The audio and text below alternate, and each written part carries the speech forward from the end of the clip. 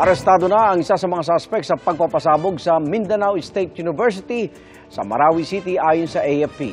Pero iba pa siya sa mga suspect na naunang tinukoy ng PNP. Saksi, si Chino Gaston.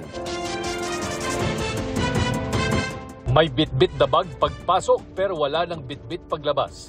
Sa CCTV na yan nakuha sa Marawi City noong December 3, kita ang isang nakaitim na hoodie at isang nakaputing long sleeves na pumasok sa gym ng Mindanao State University pasado alas 7 ng umaga at lumabas matapos ang ilang minuto.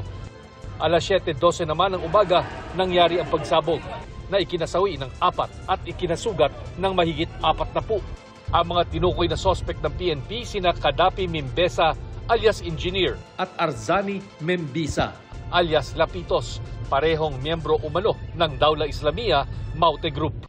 Ang mga suspect namang tinukoy ng AFP, isang nagngangalang Jafar Gamo Sultan at isang alias Omar.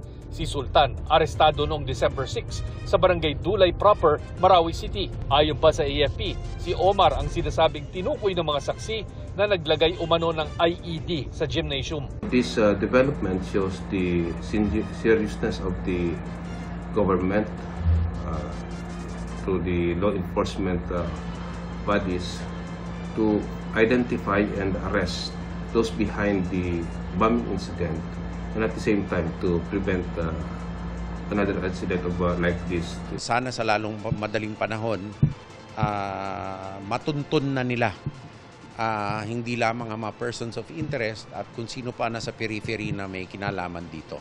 Nasa Marawi na si Special Assistant to the President Antonio Lagdameo Jr. para kamustahin ang mga nakaligtas sa pagsabog alinsunod sa utos ni Pangulong Bongbong Marcos. Patuloy ang heightened alert sa Mindanao maging sa Metro Manila kung saan pinaigting ang police visibility. Para sa GMA Integrated News, Chino Gaston ang inyong saksi. Mga kaibigan, samahan niyo kaming saksiyan ng mga balita. Mag-subscribe sa GMA Integrated News sa YouTube. Para sa mga kapuso abroad, samahan niyo kami sa GMA Pinoy TV at sa www.gmanews.tv.